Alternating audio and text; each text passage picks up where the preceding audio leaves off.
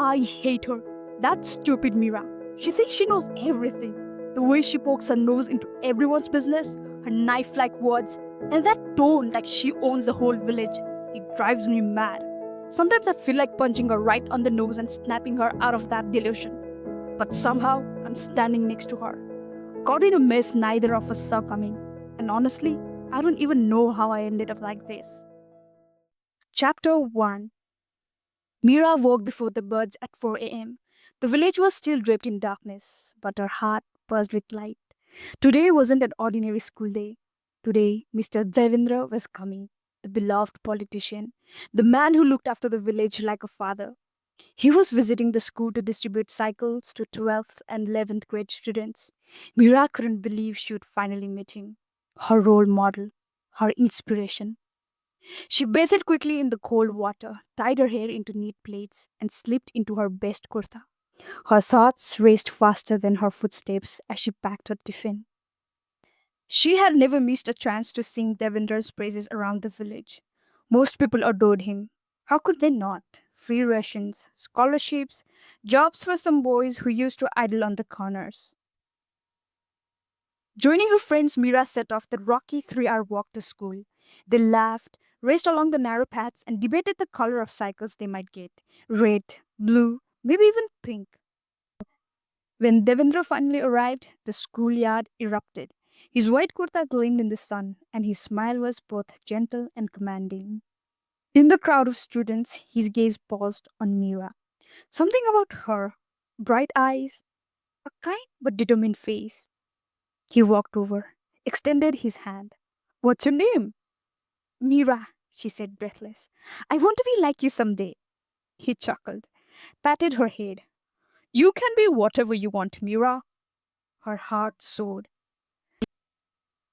By sunset, she rode home on a new cycle, a shiny pink one with a Barbie sticker, proudly marking it as hers. The girls rode in a giggling pack down the dusty path, but joy cracked when they spotted him. Gigi, the village troublemaker, their age, their opposite. Well, well, he sneered. Look who's rolling in with free gifts. Meera rolled her eyes. Can't you see a reward for hardworking students? Or just another cheap trick to buy votes? Meera shot back. Then I hope everyone sells the vote if it means getting something useful for once. Keep taking hands out like a loser, Gigi snapped. Why not earn something for a change? She glared. Ha, you? You've earned nothing but your father's shadow. Don't talk about hard work when your family is rich off sucking the village dry. Watch your mouth, he warned. Why should I? Meera shot back. I still remember your gentle dad yelling and humiliating at Uncle Tamba in front of everyone. Over money. Even though Tamba was paying the interest. It's not like he was going to run away, was he? She taunted. His face darkened. Without warning, he shoved her. His face darkened. Without warning, he shoved her. Meera hit the ground hard, dust stinging her hands and knees. Before anyone could react, Gigi snatched her cycle and pedaled off. You think? She screamed after him. Meera rode double with a friend the rest of the day. When they reached home, her mother rushed out, eyes wide. What happened? You were supposed to come home on your new cycle, weren't you? That idiot Gigi stole it, Meera muttered, her voice shaking. I hope he rots in hell. Hey, watch your mouth, her mother scolded. I've told you to stay away from that boy. His father's powerful. He might even win this time. Meera gaped. What? Win? After everything Devendra's done?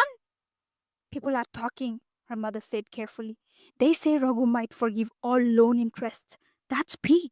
Your father's not happy with Devendra either. He's planning to question him during the next meet. Meera was stunned. 1,000 rupees for boys, 2,000 for girls, 2,000 for the elderly, free ration, monthly aid for the unemployed. What more do you want from a man? He's practically a god. Her mother gave her a look, calm, tired. Everyone has their own reasons, Meera.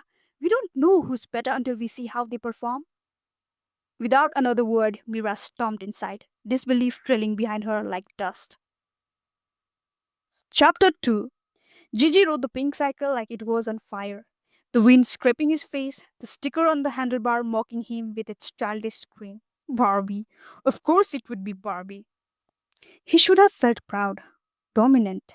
Instead, guilt sat heavy in his chest, twisting tighter with each pedal stroke. He hadn't planned to shove her. But something about Meera always made him snap.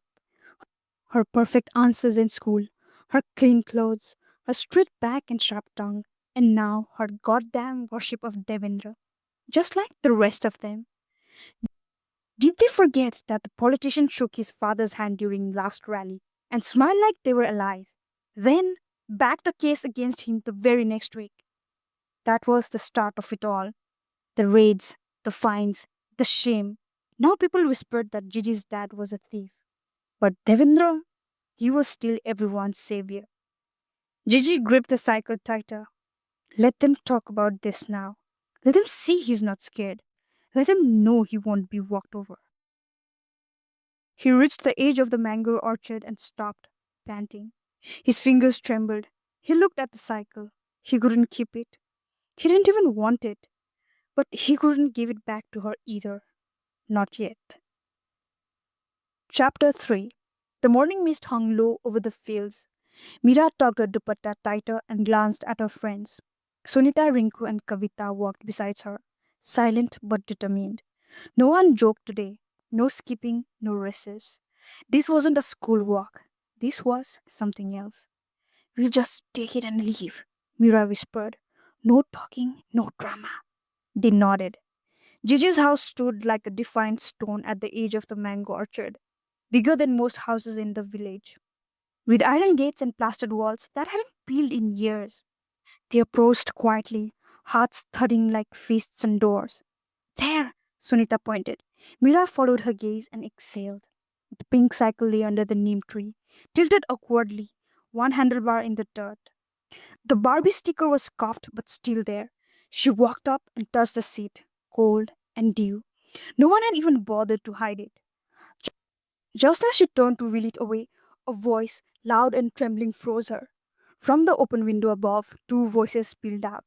I did everything you asked, Raghuji. My students will suffer. Please. It was Mr. Thompson, the old school teacher, white hair, soft voice, shaky hands. A man who had taught generations, including Gigi, including Mira. You had your chance, Raghu snapped. You didn't deliver, and now you want favors? Please, if you can, please revoke my posting. I can revoke your pension too, shall I? Mira's throat tightened. Her fingers gripped the cycle handle harder. She backed away slowly, her friends silent behind her. They didn't speak until they were well down the path. The birds had begun their morning songs. Somewhere a woman was drawing a column on her doorstep. They reached the main road when a sleek white SUV slowed beside them. Devendra. He sat in the passenger seat, window rolled down, sunglasses on. A few men surrounded him on the other vehicle. The girls automatically stepped aside, like the road itself made way. Sunita gave a shy wave. Mila did too, her hands half raised.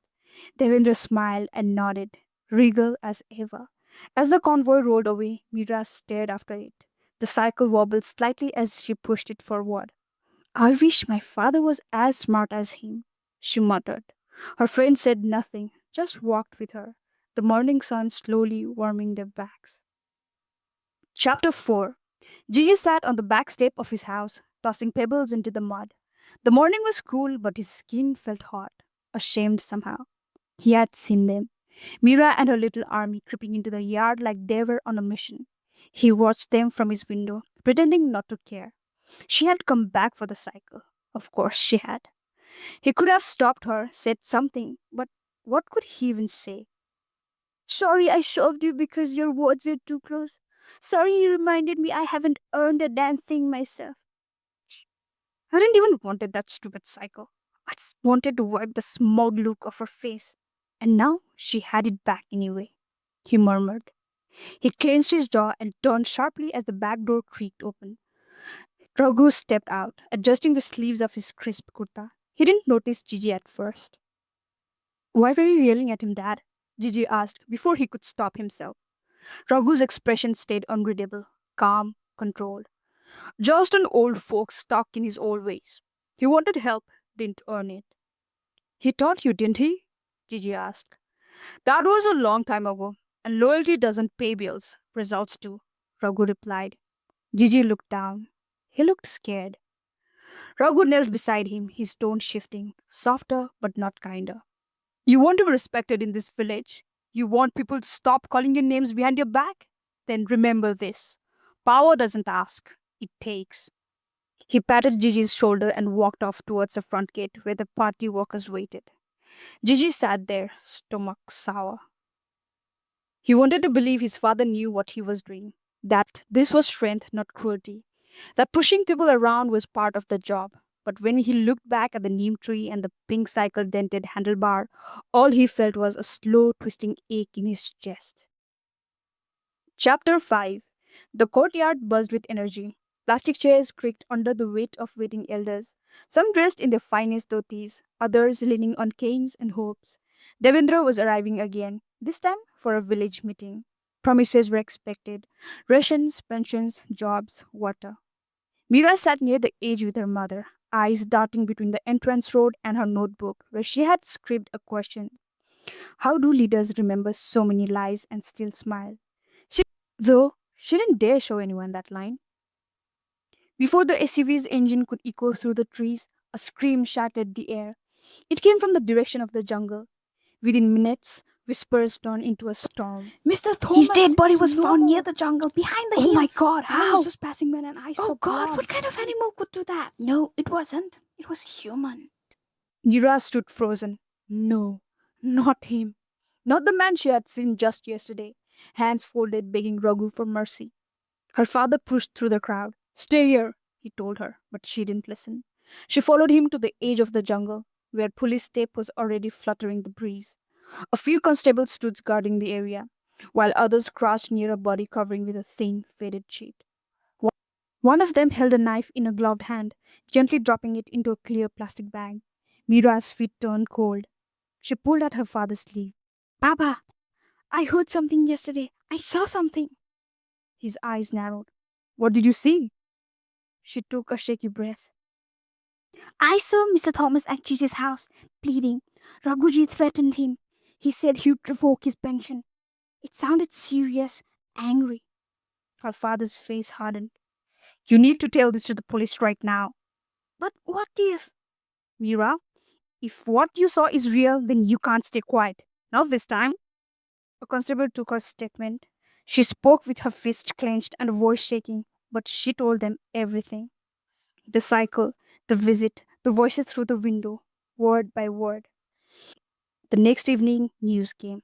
The knife, now a confirmed murder weapon, had Raghu's fingerprints on it. The village reeled. Rumors collided. Some refused to believe it. Others said they knew all along. Chapter 7. Gigi was sitting on the steps of his house, absently flipping through a magazine, his mind still tangled from the chaos of the past few days. He was lost in his own thoughts when he heard the whispers, soft at first, growing louder as they reached his ears. Did you hear? Raghu, arrested, murder? The words were clipped, as if they didn't want to fully come out. He stood up immediately, his heart racing, and followed the direction of the murmurs. The crowd near the main square had already begun to grow, and Uncle Tamba and other villager elders were gathered around, speaking in hushed tones. What's going on? Gigi asked, his voice tight with a mix of confusion and anger. Uncle Tamba glanced up, his face aged with disbelief. They have taken Raghu, the police. They say he's connected to the murder of Mr. Thomas. Gigi felt the ground shift beneath him. Murder? Dad? It didn't make any sense. Where is he? Gigi asked, unable to breathe, his pulse quickening. Without waiting for a response, Gigi pushed past the gathering crowd and headed towards the police station. As it neared the center of the village, he saw the jeep, its engine running, parked in front of the station, and there, standing in the back, was his father, Raghu. His hands were cuffed behind his back, his face devoid of the usual confidence and command. The police officers flanked him on all sides, guiding him towards the station. The world, the world seemed to stop. Gigi's legs felt weak, and for a moment everything spun.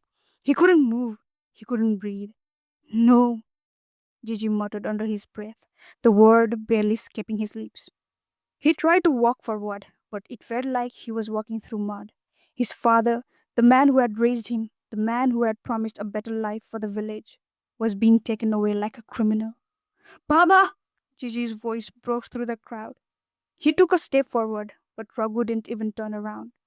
Let him be, one of the officers said, his voice stern. He needs to be taken in. Gigi's heart dropped. He wanted to rush forward, to demand answers, to stop the madness, but the weight of the moment pressed him. Gigi still stood in the square, silent as a statue, his mind blank, body numb. People around him began to disperse, their whispers floating through the air like flies, small, sharp, impossible to ignore. Gigi walked past the tea stall, eyes fixed on the ground, when he heard a voice, low, grave, not meant for him, but it sliced through the air.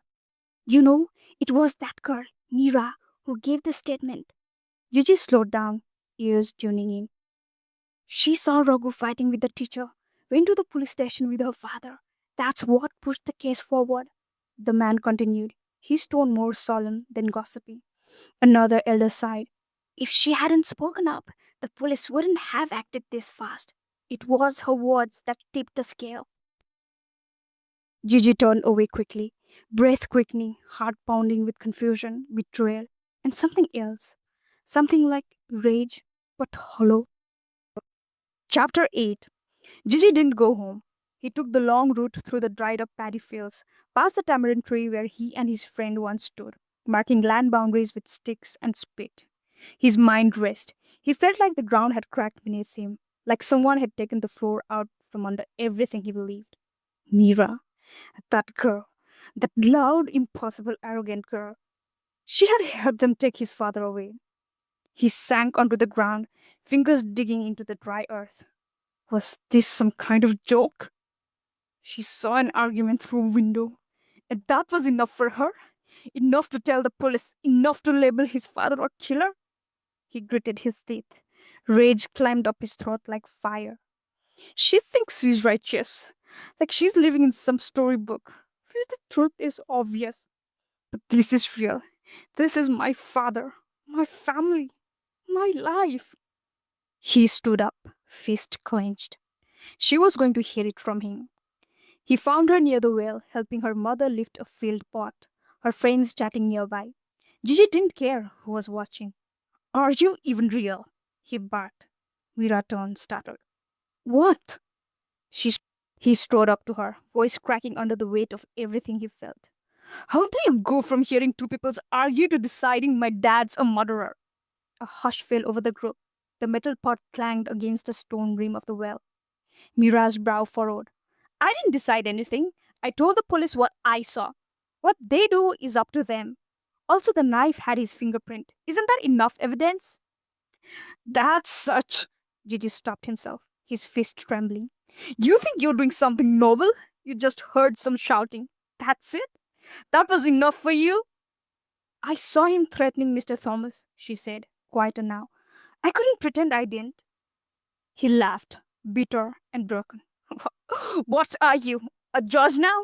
A detective? You saw a man arguing and built a whole damn crime out of it. You had no idea what was going in that room. But you gave your statement like it was the gospel truth. I didn't accuse him, Mira said, her voice trembling too now. I just spoke up. That's what you're supposed to do. Yeah, and what about what that did to me? He snapped. To my mother. You think we are just side characters in your little justice parade? Mira blinked hard, like something hit her for the first time. Chapter 10.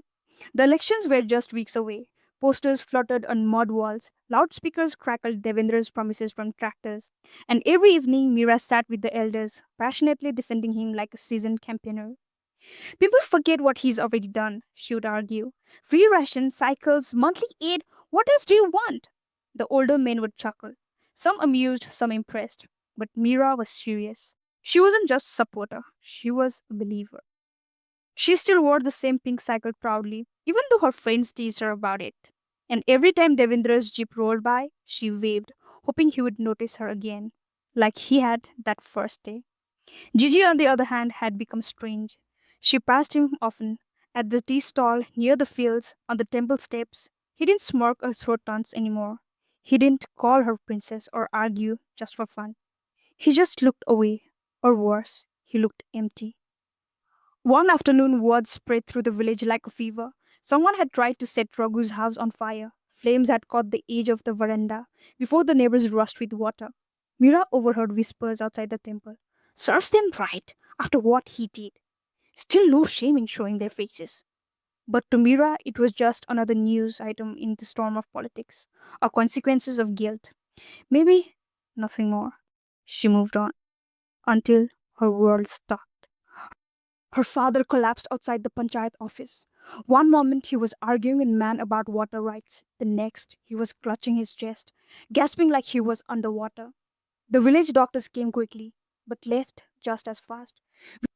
We don't have what he needs. Take him to the city hospital immediately, the doctor said. Mira's world spun. City hospitals meant money, transport, contacts, none of which they had. Her mother cried. Her younger brother stood frozen. Mira, helpless for the first time, remembered the only name that had ever felt powerful enough to move mountains.